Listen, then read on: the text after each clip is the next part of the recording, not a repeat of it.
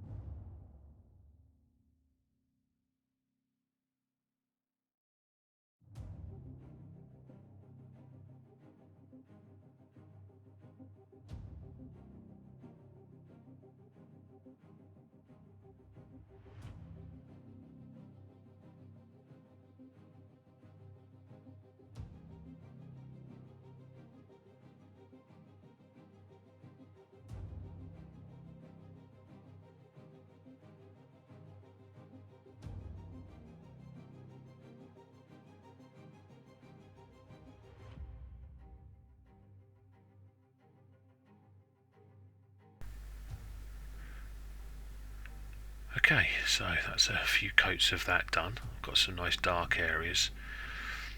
Now what we're going to do is we're going to introduce back some of the grey blue. I've thinned it down a little with some water, so it's about a 50-50, so that's almost a glaze.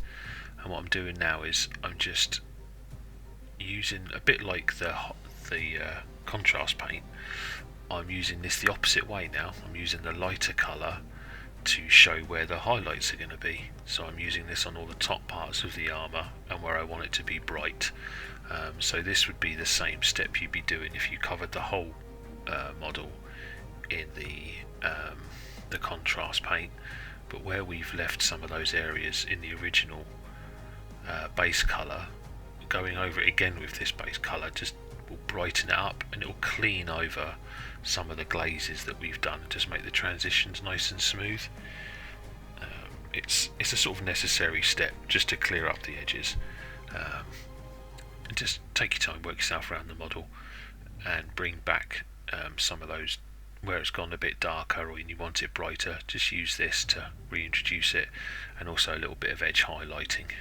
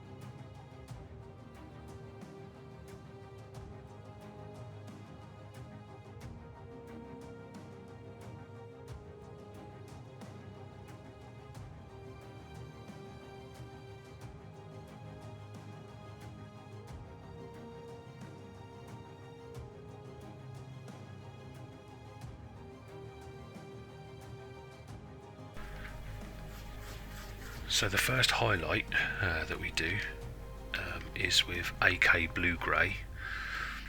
Again, we thinned it down a little. It's about a 50-50 mix again, so that's sort of like another glaze. And this is where you do your full edge highlighting with this colour, and introduce just using some little scratches and some little lines where you want the shadows to be. Even though there's a lot of armour on this model, there's not much area to actually do sort of big bulk line highlights. So edge highlighting will really show off the armour, and then just some little scratches here and there, just to give it some definition. So yeah, this is with AK Blue Grey. Obviously the Citadel versions that online you can get a colour chart, but there's lots of different greys that Citadel have got for Space Wolves. I just find the three colours that we're using give a really good overall sort of the blue grey that I was trying to achieve. I wanted a more blue than grey finish on this to sort of fit. See, he's a rune priest, but which is, it's in the normal chapters they would be pure blue, whereas in the Space Wolves they maintain their sort of greyness, but I wanted a little bit more blue.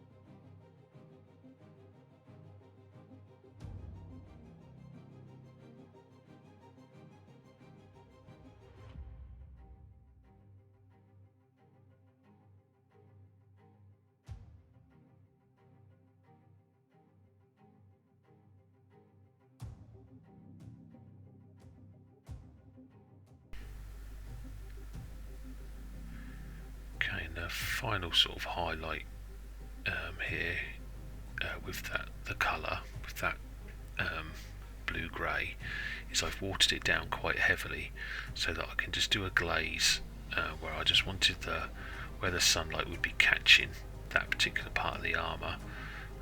So I'm just glazing it in. Remember with glazes that where you leave the brush is where the most paint will be left, so you sort of work the brush to the central point where your main highlight will be, and then take the brush away.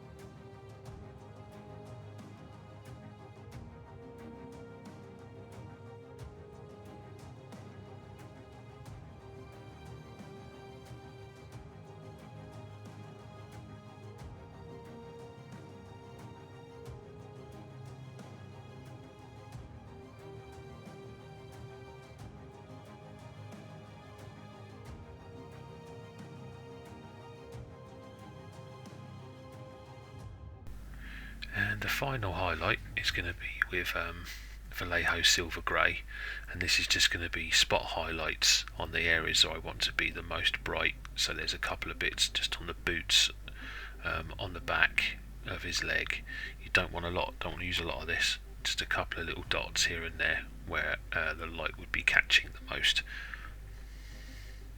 As you see from the picture that begin, we're going to be using some Fluor colours a little bit later, and I didn't want anything on the armour to be brighter than the fluorescent effects we're going to do, otherwise the fluorescence won't sell as much. So a lot of these colours we're doing on this model are a little bit muted to make the fluorescence really shine out.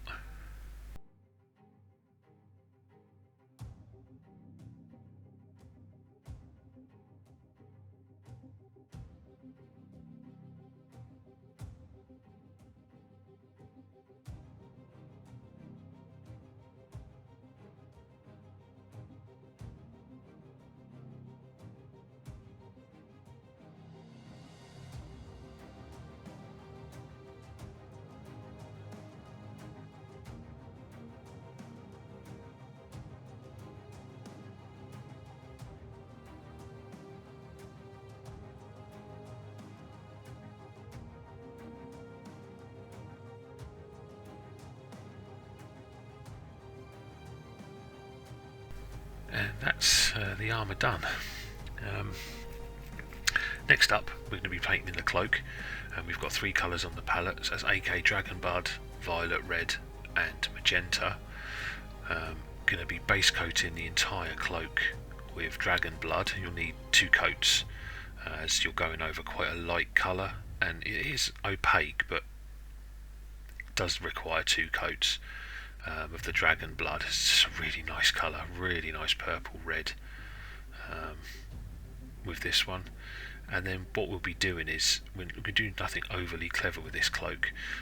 So it's a base coat of blood red, and then we'll be doing a thick edge highlight with the with a violet red, and then a slightly thinner highlight with the magenta, and adding some little scratches and texture marks with it as well. I didn't want to do any wet blending or anything like that, and I wanted to keep these colours really muted. I didn't want it to be really bright, as I want the fluorescent effects to sell. So yeah, this is full over with dragon blood, then edge highlighting, as you can see here, with the magenta, and then with the violet red, and then a finer edge highlight with the magenta. If you wanted to go brighter from there, I would suggest using like a Cadian Fleshtone, sort of a beigey, pinky red. Don't go for like a pink, it'd be too bright, but sort of a dusty type colour. Cadian Fleshtone would be good as a final edge highlight if you wanted just to take it up another level.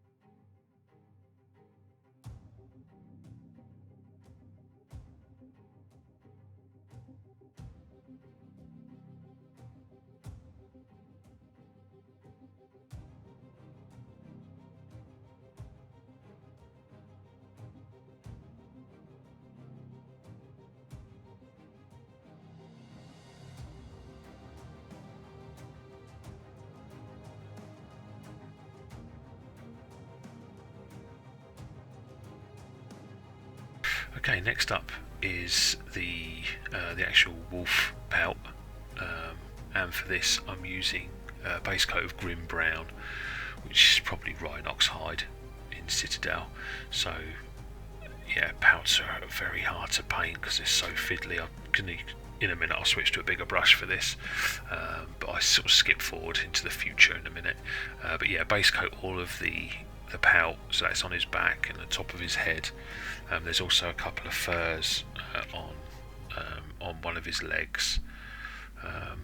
There's also one on the staff, but we're not painting that yet. That'll be done a bit later. So for this one, just focus on the wolf pelt around his waist, on his head and back, and the little one on his leg, and just base coat all of those in the Grim Brown or Rhinox hide.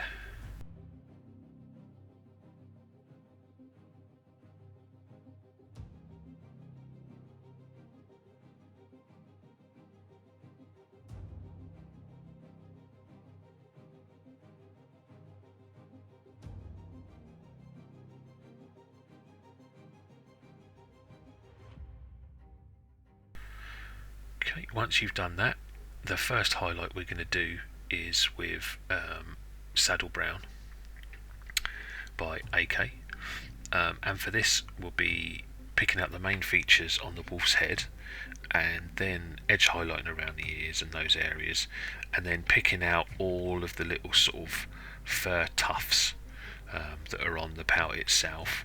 With what I did is pretty much use this as a highlight across all of those sort of fur areas, picking out all the individual little bits of fur that you see with this colour. Takes a little bit of time. You could dry brush this if you wanted to, but I just found it was easier just using the brush just to pick out, and I picked out pretty much every single one.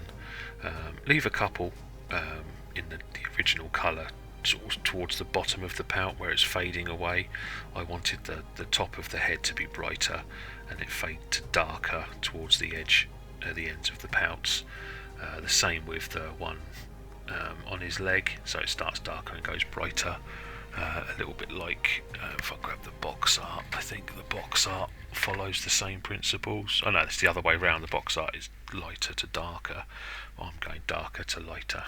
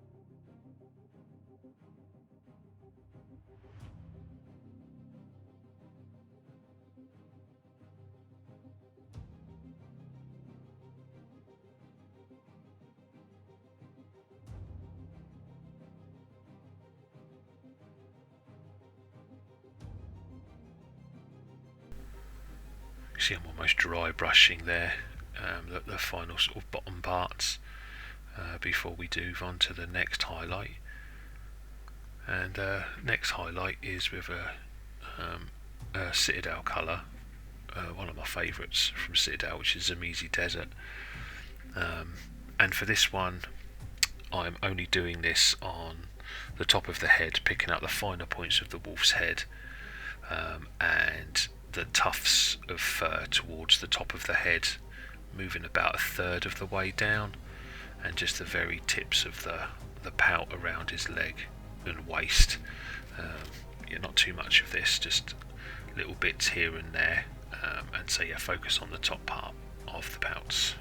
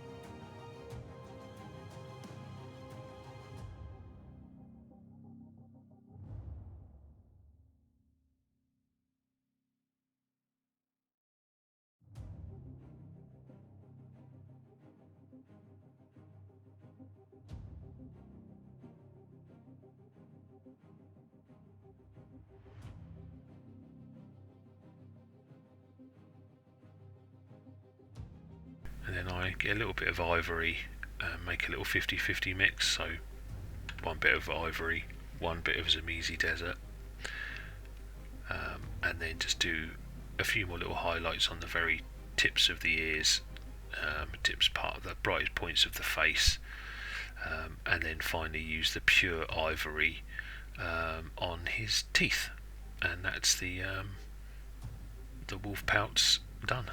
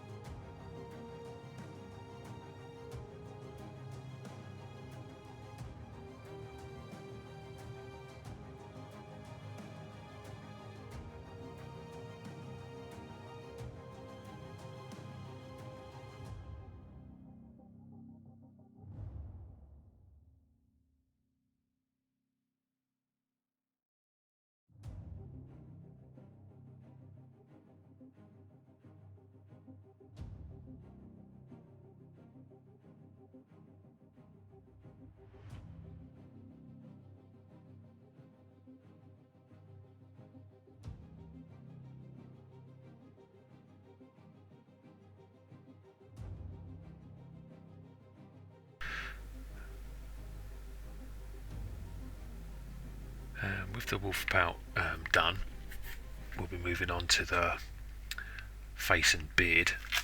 For the face, we'll be using Kislev Flesh, then Flayed One. Is that Flayed One Flesh? No. Yeah, Flayed One Flesh as the highlight. And we'll be doing a wash using AK Wine Red, but you could use Reikland Flesh Shade if you wanted to. I just use Wine Red, it just gives it a bit more character. So just base coat it with the Kislev Flesh, and then we'll do a wash all over it with the AK Wine Red, or you could use Reikland Flesh Shade. And then we do highlights with the Pallid Witch Flesh, and then I do a final very small highlight with AK Vamperic Flesh. So obviously painting faces, you have the darker colour, your base tone in the recesses, and then the sort of around the mouth, the eyes, the nose, the bits of the forehead.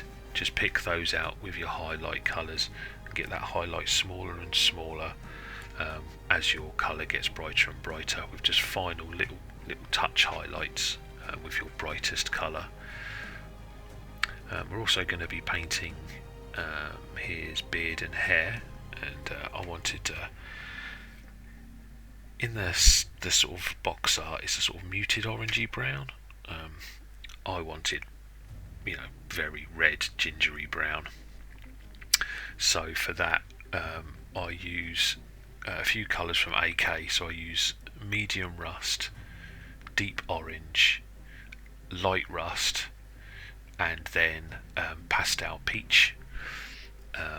And you base coat everything in the medium rust, and then move to your deep orange edge highlight, and then a further highlight with light orange, and a tip highlight with the pastel peach. And it gives a really nice deep orange colour, very effective, especially the pastel peach. It really sells the orange, even though it's not a very orange colour. As you can see here with the wine red wash, it's a very small amount of wine red and quite a lot of water, because it's a very pigment rich colour. You need quite a bit of water to sort of thin it down, and even if you need a few coats, don't worry, I do 2 or 3 here. It dries really quick. Just do it until you get a good coverage, or as I said, you could just do 1 coat of Reikland Flesh Shade. It's quite a small face, but quite characterful, with the beard and the hair around it.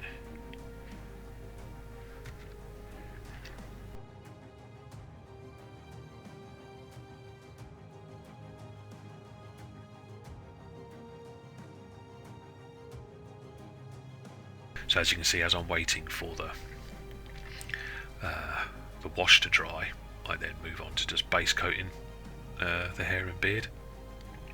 Sorry if you hear me drinking a little bit. I've had a good old summer cold over the last day or two, so I've just got a bit of a sore throat, so I occasionally have to have a sip of juice. So this colour, this medium rust, you need a couple of coats just to cover the hair for the base coat.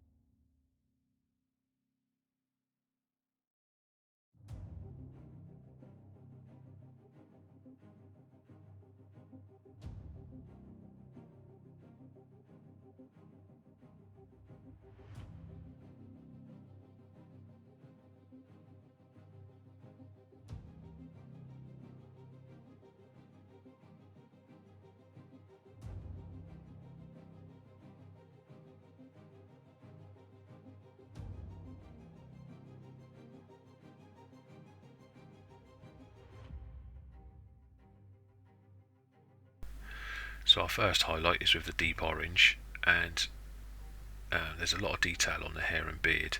Very easy to pick out. So this is your first sort of main, I'm going to call it an edge highlight, because there are each strand of hair on his head is pretty much defined in the mould. It's really good moulding, really good model. So it's quite easy just to have a nice tip on your brush, and just use sort of follow the lines, pulling the paint down towards you, the brush down towards you, holding it steady, just to pick out each individual one, and just make the highlight smaller and smaller the further down you go. So the brightest points are generally towards the ends of the hair.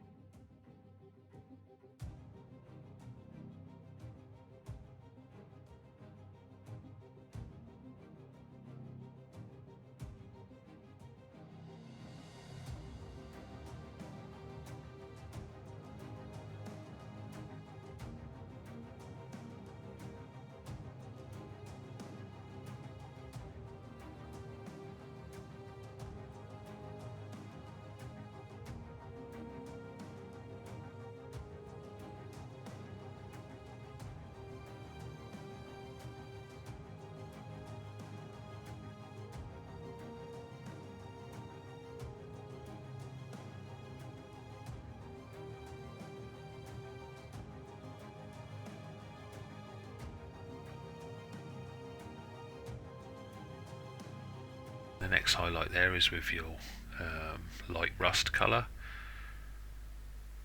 and again picking out those fine edges. Don't completely cover your other highlights, just add less and less and less, otherwise you'll have an over highlighted model, and then you'll have no highlights. So minimum highlights is maximum highlight to sell the effect.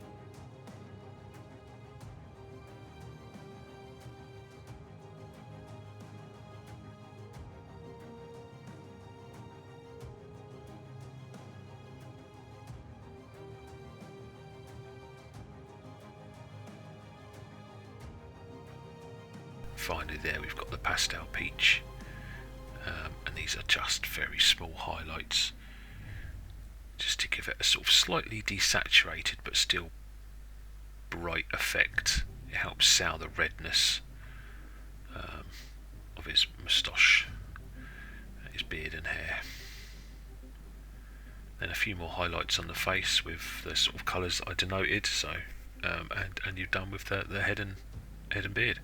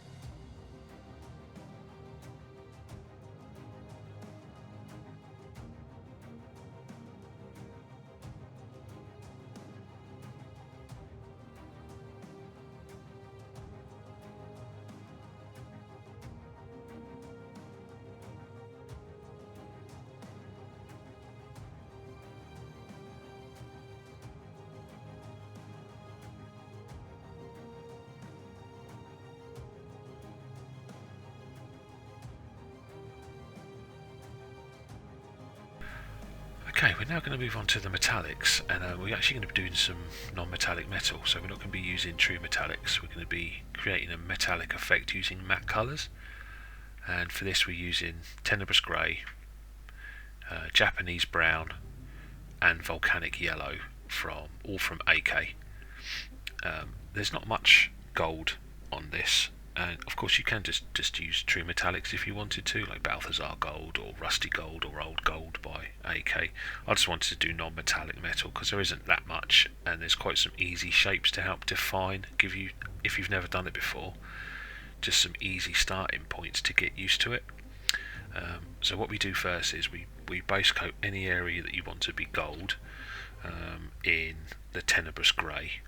And that's, I've done it, the little rings around his beard, the little sort of rune stones I've done gold, the bottom of his gun is gold, the bits holding the pout on his leg is gold, and there's a couple of pouts around, rune stones around his, around the back as well.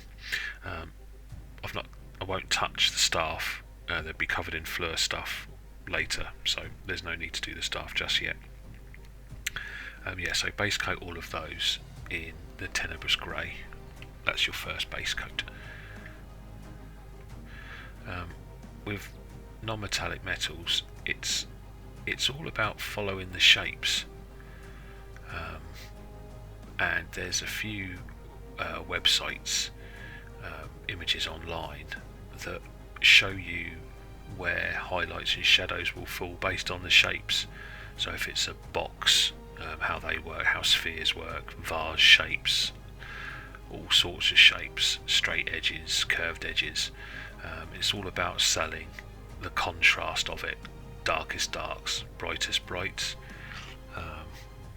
And this, what I'm doing, isn't perfect, but I think it looks good. It helps sell the sort of gold effect, only using 3 colours and only a couple of mixes, which we'll do in a minute. It's very relatively straightforward.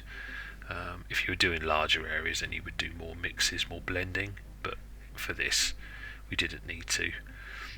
So I've just base coated them all in Tenebrous Grey, and now I go for pure Japanese brown, but actually I suddenly realised we need to make a mix, so it's a 50-50 mix of the Tenebrous Grey and the Japanese brown. You could use Zimizi Desert or Baylor Brown for this, for Citadel. Japanese brown is relatively the same. So this is your first highlight, and all I'm doing here is picking out the edges. So I'm covering probably 2/3 of the area with this colour. This helps start define the gold by having a deep yellowish brown, and you sort of cover it about 2/3 of the area and all of the edges, so that all the edges are brighter, and then the area you want to be brightest, obviously have that. This is your sort of base colour.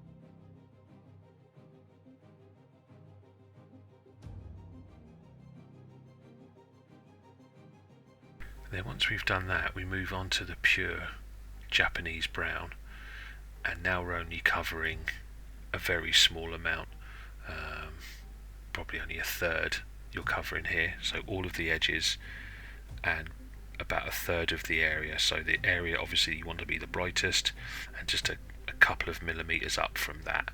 Try and keep some of the Tenebrous Grey and the other dark colours there. Don't cover them all up. With the sort of bottom there of the gun, it's quite, it's a relatively straightforward shape, like a square, so all the edges we do, and it's the bottom edge that I want to be brightest, but please ensure you leave some of the darks there, otherwise the effect won't work.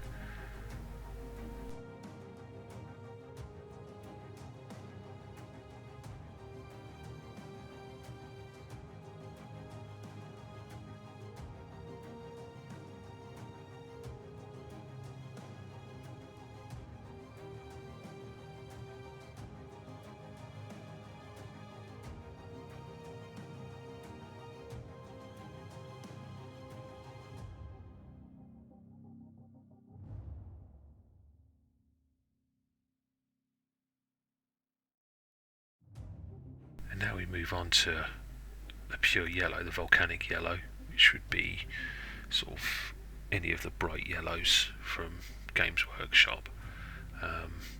And this is an edge highlight around the brightest points. Any little dots, pick those out. Any little rivets, pick those out. Some edge highlighting with it. So this literally is only a sort of edge highlight. You don't want to put too much of this on, otherwise it just goes pure yellow and doesn't look right. So yeah, just tiny little edge highlights, picking out the tiniest little pieces that you want to be the brightest. And then after we've done this, there's a final spot highlight I use with AK Ice Yellow, which would be Dawn Yellow from Citadel. And that is literally just little dots of that in the very brightest points, no more, to fully sell the effect. And hopefully you've got yourself a nice, easy to do non-metallic metal recipe. If you were doing this on larger scale pieces, you still do the same way. So the Tenebrous Grey, Japanese brown, 50-50 mix. So you base coat it with Tenebrous Grey, then do a 50-50 mix. You could then reduce your mix sizes, so adding more Japanese brown until you're pure Japanese brown, and then add your yellows in until you're pure yellow. But that's just only if you're on bigger sizes, and you can just keep practicing. Follow some images online of how metallics work, or look at the artwork that Games Workshop supply in the codexes, because that will obviously be non-metallic metal in their artwork. Just follow where the contrast is from darks to light to get used to some of the shapes.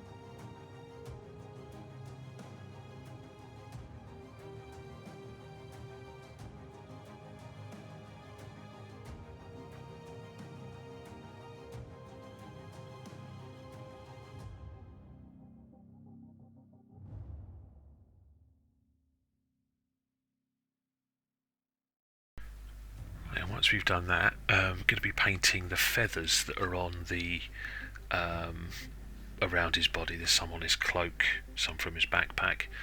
I imagine these are feathers from the bird, but they've been sort of imbued with his doggy magic. So I wanted them to be blue, but stand out from the blueness of his armour. So I'm base coating these with Oxford Blue. Then it's first edge highlight is with Ducat Blue, and then there's a final spot highlight with aka Sky Blue, but yeah, that would be sort of Cantor Blue, Araman Blue, and then Blue Horror would be your sort of Citadel colours. But you can paint the feathers any colours you wish. I just wanted them to sort of slightly blend in with the sort of model itself, but not stand out too much. So I went for a sort of blueness on these.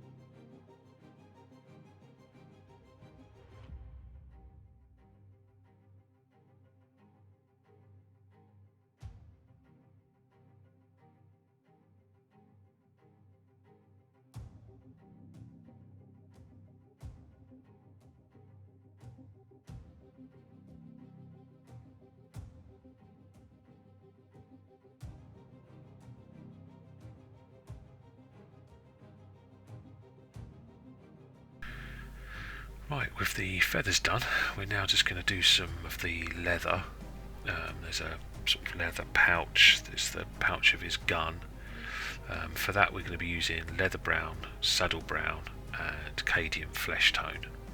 So saddle brown and leather brown are from AK, and then Cadian Fleshtone from Citadel. So you base coat all of the leather areas in leather brown, and then do an edge highlight with some little line scratches with the saddle brown, and then a very, very fine edge highlight only in certain places where you want it to be brightest with Cadian Fleshtone, and you can use that to add a few more scratches. So there's leather, sort of the gun pouch, there's a couple of little pouches and a couple of leather straps. There's not too much, and a little pouch on his bum. Not too much leather on this, but it's a very quick, very easy way of doing leather.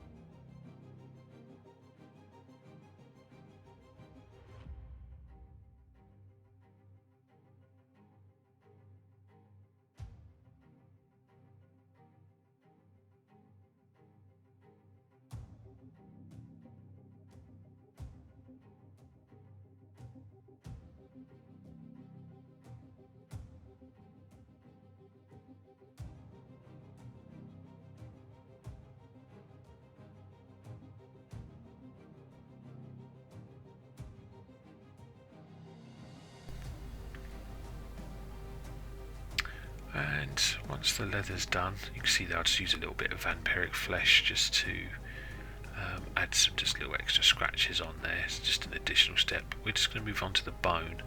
So we use Tenebrous Grey, Mud Brown and Light Earth, all from AK.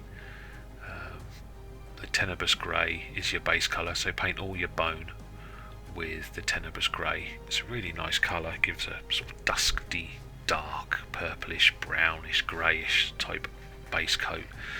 I'm not really sure what colour would you use from Citadel to replicate this, so I'd certainly suggest getting yourself a pot of this. I use it all the time. It's just a great colour, really good base colour for metallics, for a lot of things, for leather, for bone, all sorts it can be used for. So yeah, base coat everything in Tenebrous Grey, and then the Mud Brown is your first highlight colour, which would be Steel Legion Drab from Citadel. So pick out any of the, on the skulls you pick out the top of the heads, the eyes, the jaws, the teeth, and then any areas that, any of the, there's lots of little claws and teeth and that, so you just do your first highlight with the Mud Brown, and then your second highlight is with the Light Earth colour, which would be Ushabti Bone in Citadel. Just some dots of that around, and that's where we stop. We don't do any further highlighting with ivory because that'd be too bright. Again, like I said, we want to keep our highlights muted. So it's Tenebrous Grey base coat, first highlight with Mud Brown, secondary highlights with AK Light Earth, and use the Light Earth to add some little scratches and marks if you can on the bone.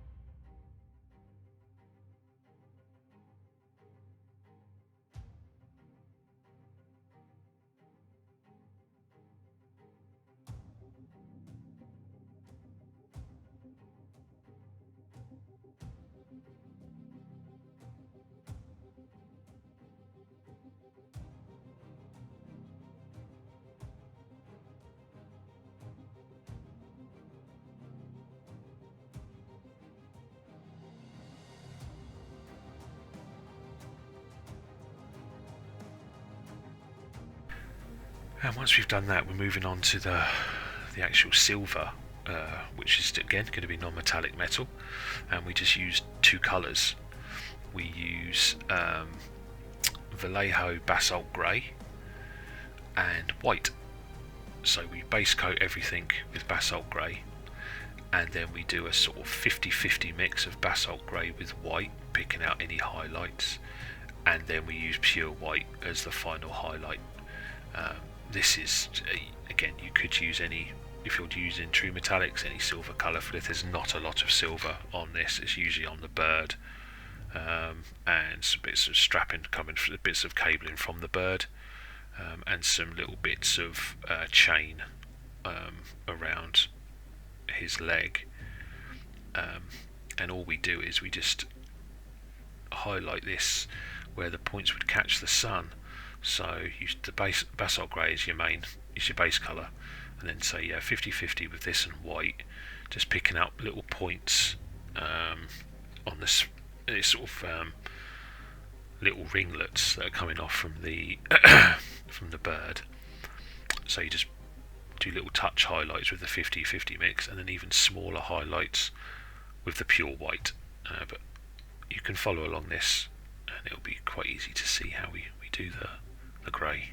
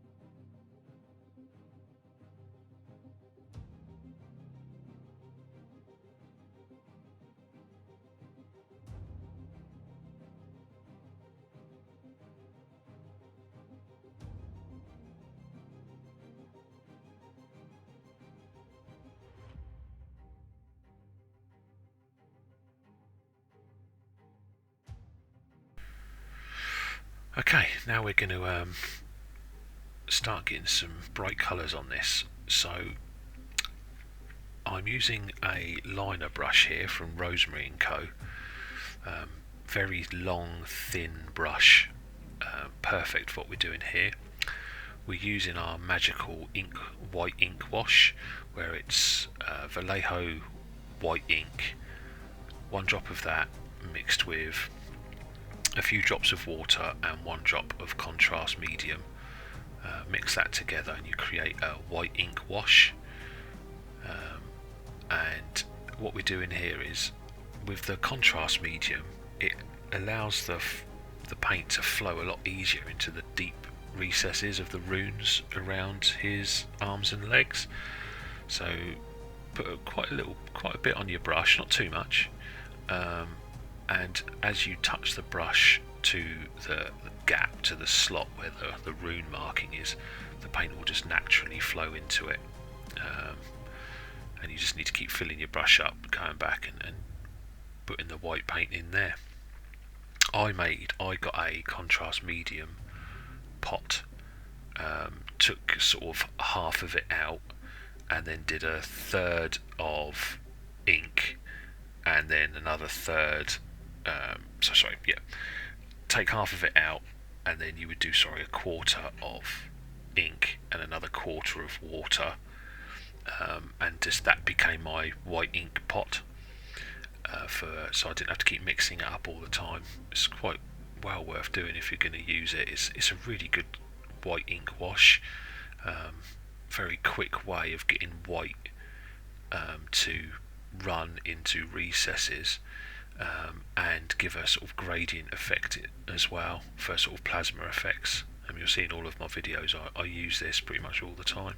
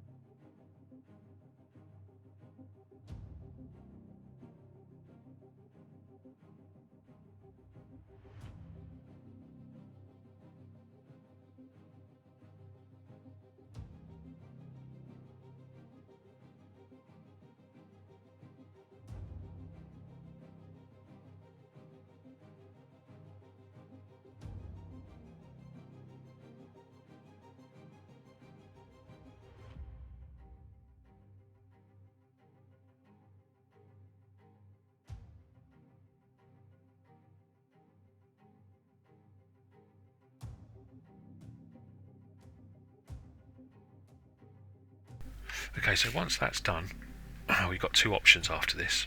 I'm going to be using AK Wargame Enamel, Pink Fluor, but you could use Green Stuff World Fluorescent Rose, or you could use AK Fluorescent Magenta.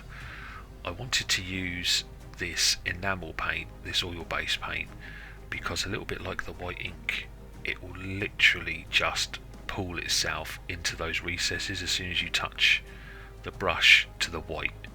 It will just collect itself into those areas, and this colour is very, very fluorescent. It doesn't look it when you first apply it to the model. As it dries, it gets brighter and brighter and brighter. So with the acrylic ones, the Fluor Rose, you might need a couple of coats, but with this one you literally just need one drop of this into the recesses, and after about 20-25 minutes it'll dry extremely bright. So just where you've just done all of your white across all of the runes, just go back and now fill all those in with this enamel paint.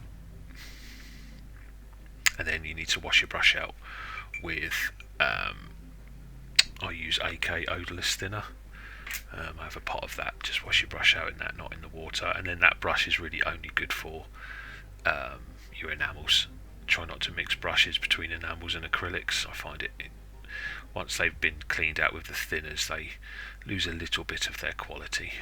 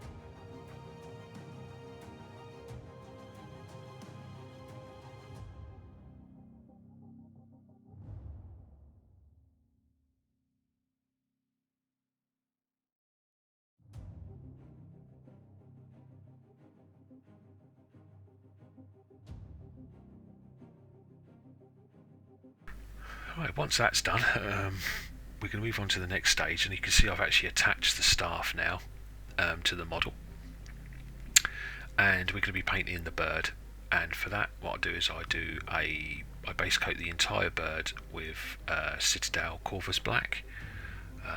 Really nice, extremely dark grey, really, but it gives a nice.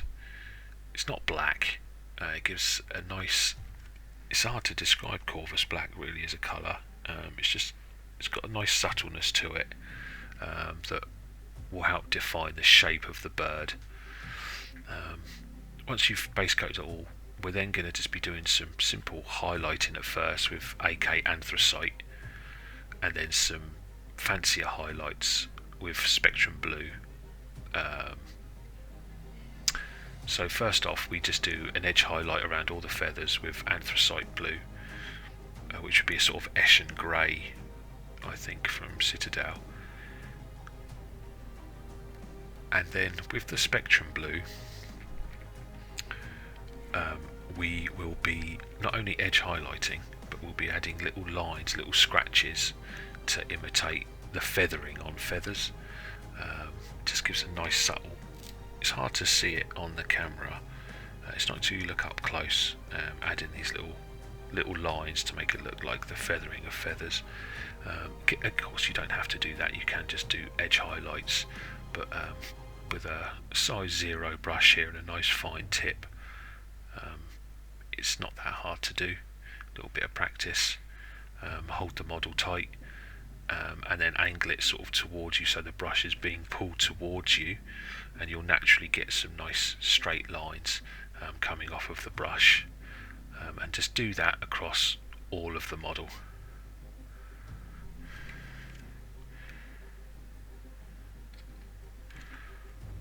In a minute, I actually forgot a step that I did, which is why I made a 50-50 mix of the Spectrum Blue and Anthracite as a sort of mid highlight. So the 50-50 mix is what I use to do all of the feathering effects, and then the Spectrum Blue, pure Spectrum Blue, is just used as a final highlight around the tips of the wing points that be sort of I wanted to catch the light. Not very much, don't want to over highlight like we're saying, we want to keep these muted.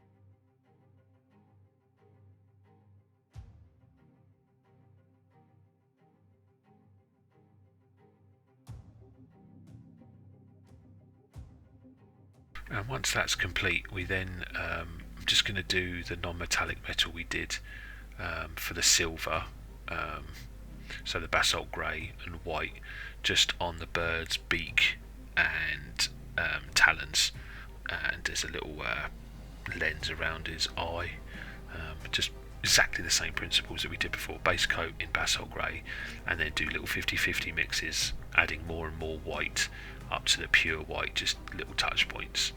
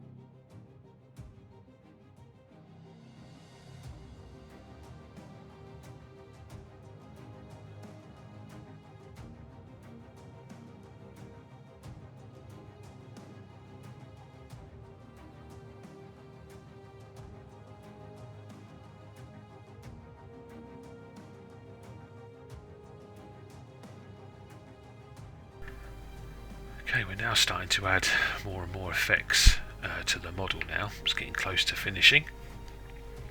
What we're doing now is adding some red glowing effects. So we've got AK Wine Red, AK Blood Red, White, and Green Stuff World Fluorescent Red. And this is used on the vents on the backpack, around the two birds' eyes as well. And what we do first of all is we base coat all of the area in the AK Wine Red. You suppose you could use Citadel Corn Red for this. Maybe even, yeah, Corn Red would be best. It's a dark red. So I fill the top little slots there on the vents and the big vents on his backpack. And this is your sort of coldest part of the glow. The idea is we get brighter where you want the glow to be hottest. So hot is bright, cold is dark. So the wine red is the coldest points.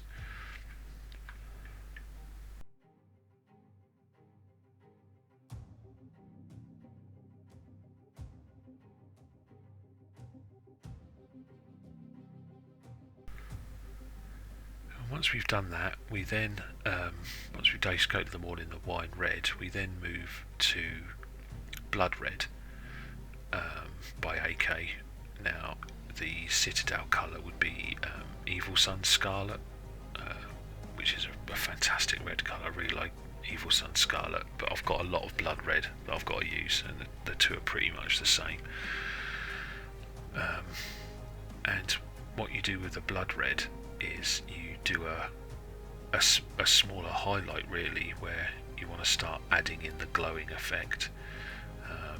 So on the large vents on its backpack, it's towards, it's sort of like the bottom 50%, and then on the little square vents below those, it's little dabs in the bottom corners, and then on the slot vents on the top, it's sort of the bottom 2/3 are blood red, and on the eyes it's just little dots around the eyes, just to leave a little bit of the wine red around the eye, and just follow along what I'm doing here, and you'll naturally see quite quickly that even between these two colours you're starting to get a glow.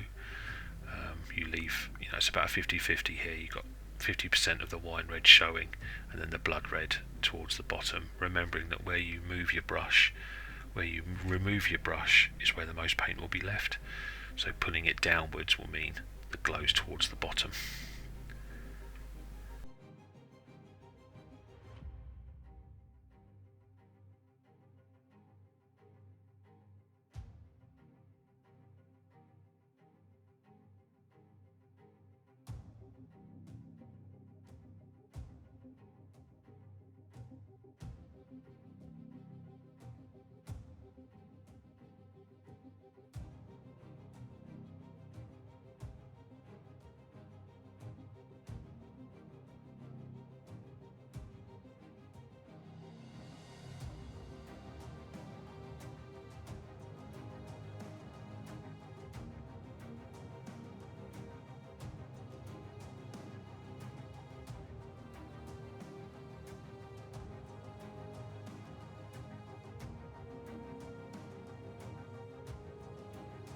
We move on to the white, and this is literally just little touches of this, little dots, the very points you want to be the brightest. We're going to go over this with the fluorescent red, so wherever you want it to be brightest, just add little dots of the white and then go over that with the fluorescent red, which will make it shine.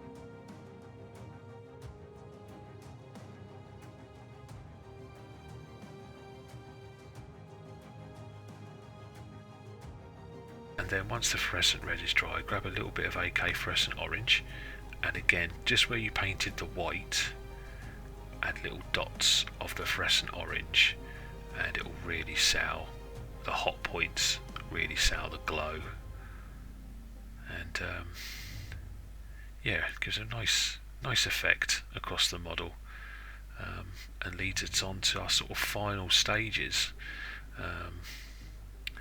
Yeah, you can see there, even that fluorescent enamel we used is really bright. What I did on his staff is I had some flame bits from Deadly Print Studios. You can buy little individual flames from them. I glued one of those to one of the sockets on the skulls on the staff, so I wanted there to be a little bit of smokiness coming from one of his eyes. So I just paint all of that in white. So obviously these next stages are all optional from here. If you want to replicate what I've done, then obviously follow along. If you didn't want any of the fluorescent effects that we've created, and just paint as normally, then the staff you can just paint as we did. So the fur on there, the skull, the staff itself, use the white ink and the enamel to create the sort of pink runes. You just follow along exactly the guides, how we painted the other parts for your staff, and then you can base the guy however you want. But obviously if you want to replicate what we did, just follow along the steps that we're doing here. What I then do is to get the sort of flowing effect on the base is I'll use the Liquitex acrylic medium. It's like a gel. You can buy that in that entire tub. It costs about £10 and it lasts forever. This is the gloss gel by Liquitex.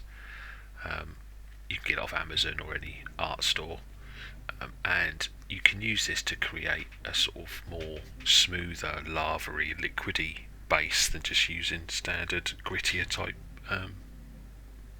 basing materials. It does take a little bit of time to dry, probably about 45 minutes to an hour to dry, depending on how much you put on there. I apply it not that thick, so it took about 45 minutes. But as it's drying, you can be doing some other bits and bobs on the model, or just leave it overnight to dry and come back to it in the morning. And just take away any of your brush marks, smooth it over as if you can almost replicate liquid movements with it by dragging the brush through as if the area is flowing like lava. I imagine this is like a magic type lava liquid that's flowing beneath his feet.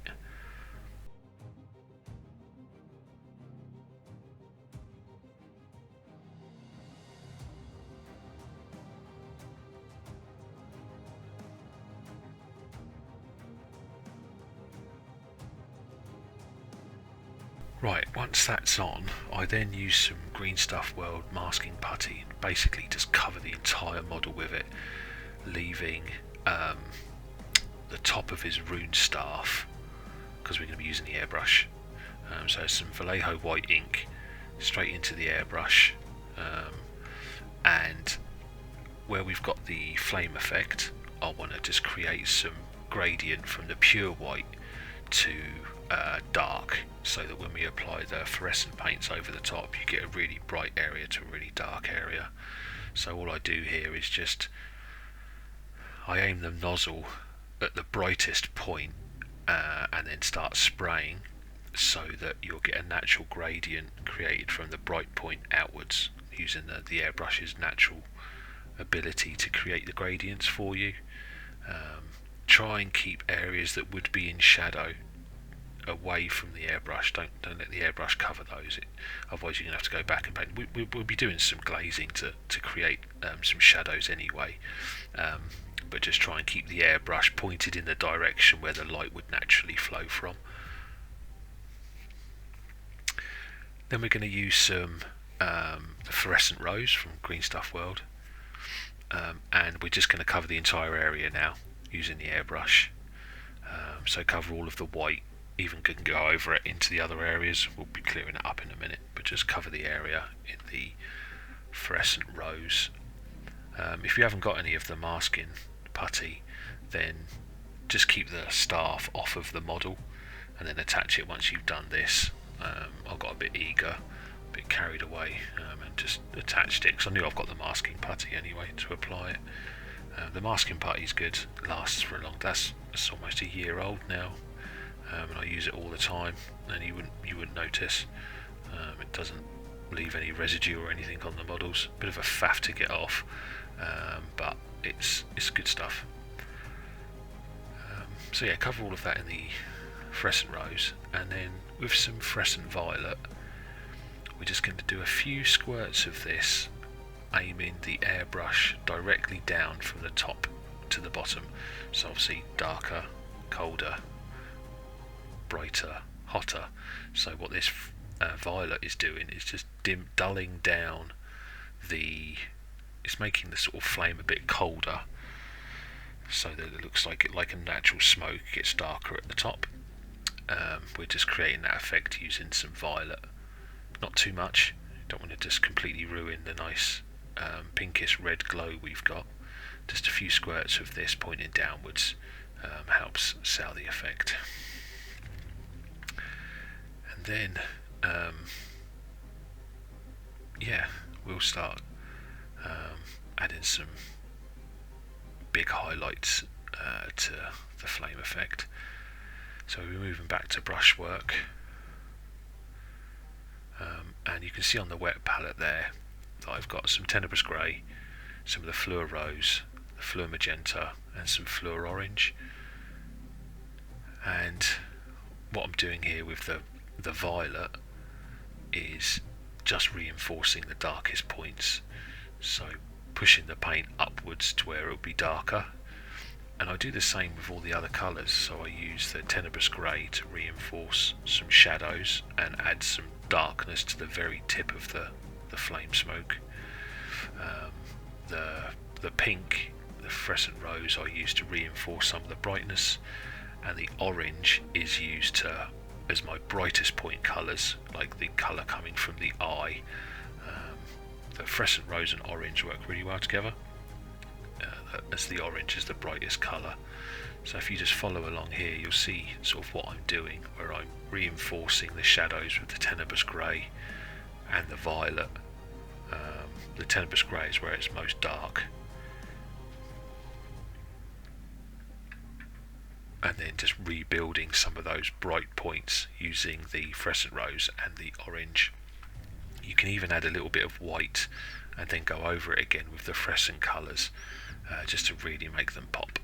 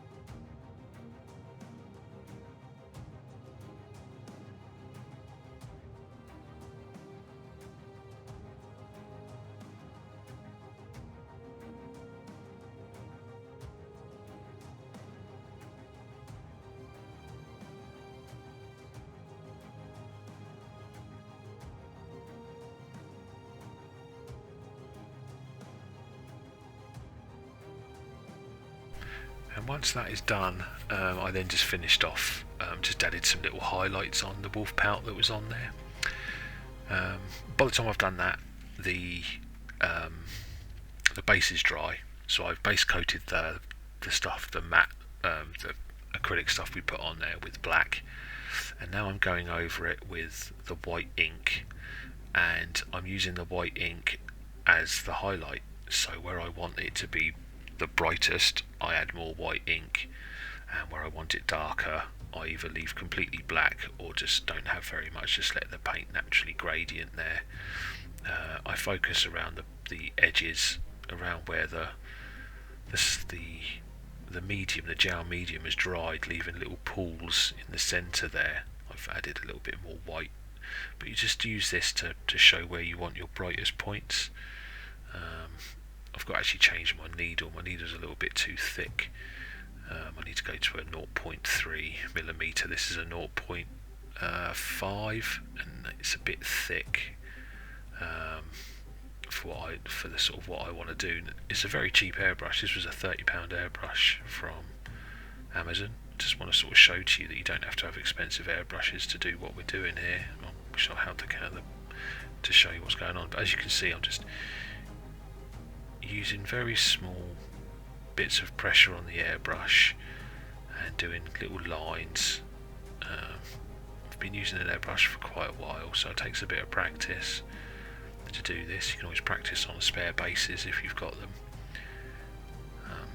And then once the white is dry, then to our fluorescent rose, a little bit watered down so it flows out the airbrush a bit easier, and we'll just cover the entire base now, all of the white, it's all of it really, with the fluorescent rose. And then much like we did with the flaming smoke effect, any of the darker areas I reinforce their darkness with the fluorescent violet, little shots of that into the deepest recesses, the darker areas, just so that we sort of match the colour tones throughout that we've got. So yeah, cover the base with the fluorescent rose, and then use the fluorescent violet to reinforce some of your deeper shadows. Not too much. Try and keep your bright points bright.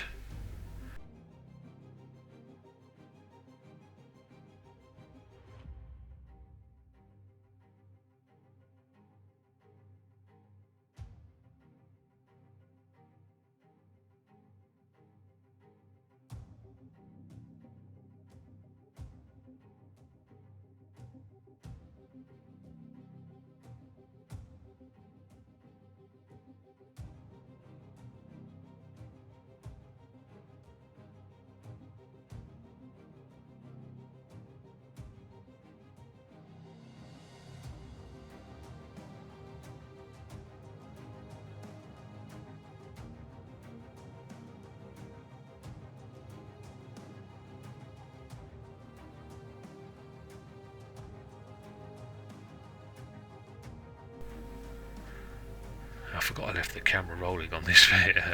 Capturing me taking it off is a bit of a chore, but it's only because the model's a little bit fragile. Right, and here we are. I took it off, and we're just applying the fluorescent violet into all of the deeper areas just to reinforce some of those shadows.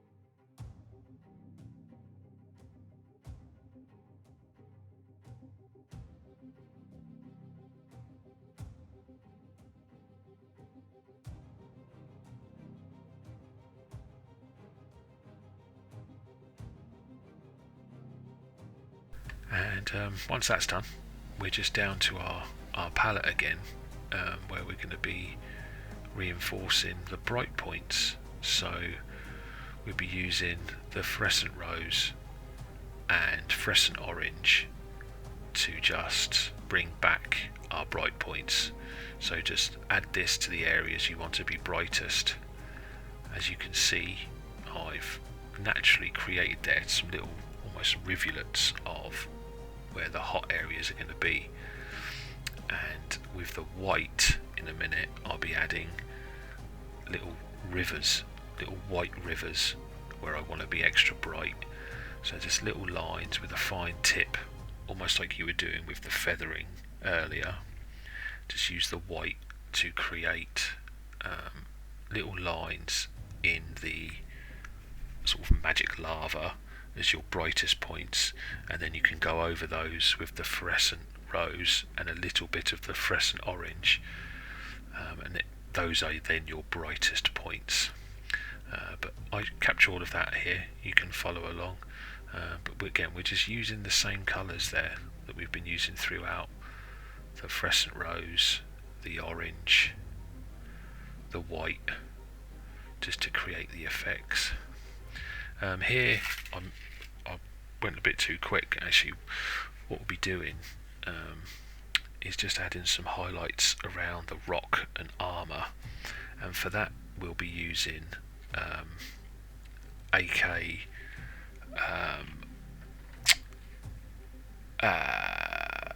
Magenta, and the magenta is a nice sort of matte finish that goes really well with the fluorescent rose, and for this I'm just laying down areas where the sort of magic glow would catch on the rocks or on the armour. This is the sort of main highlight of the, I guess, the OSL, the object source lighting. So the bounce light coming from the glow of the sort of magic lava that we've got. So add this to any of the rock areas that are sticking out. And of course, do not add that to any areas that would be in shadow. Otherwise, it gets a little bit confusing. You can do that, but with bounce lighting, but it's quite complicated how to do that, and it's got to be done right. Otherwise, it doesn't sell the effect too well. But for this, we're just focusing on some nice simple highlighting on the areas that would naturally catch the glow from the rocks.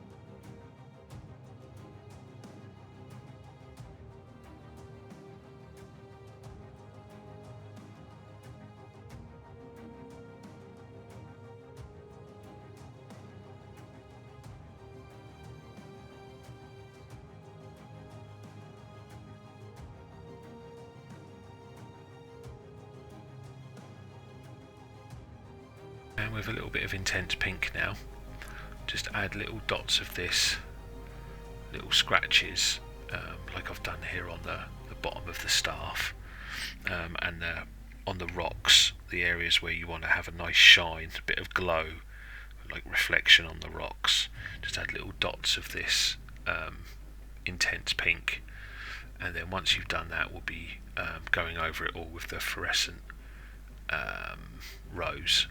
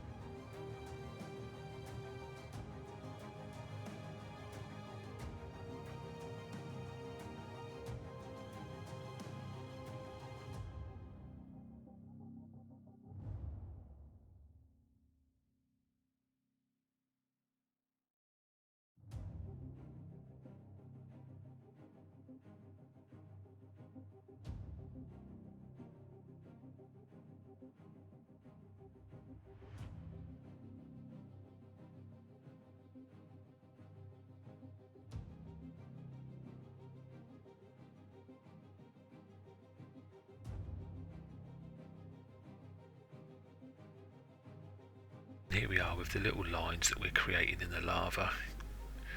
Very simple. A couple of little lines here and there where you've created those light and dark areas. That this wasn't planned, where those areas were. They just sort of naturally happened by using the airbrush.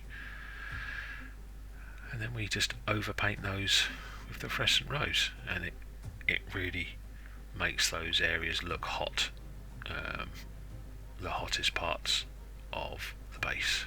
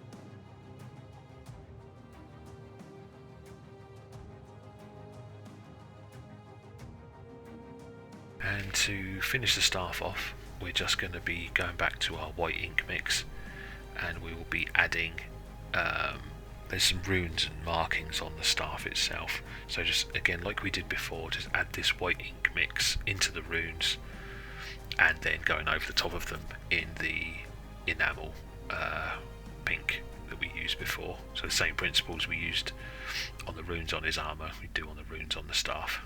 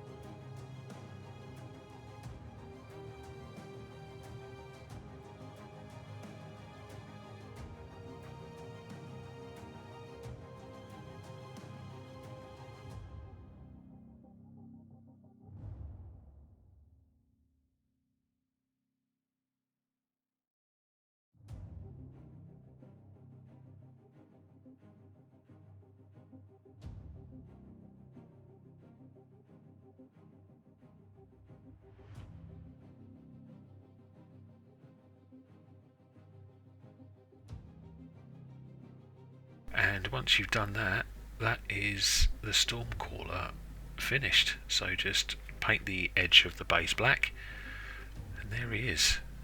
It's the longest tutorial yet, a couple of hours. I hope it's been useful for you in how to paint the Stormcaller. You can apply those techniques across lots of other models to get these effects. All your space walls can be done like this. So yeah, I hope you've enjoyed it, and as always, happy painting.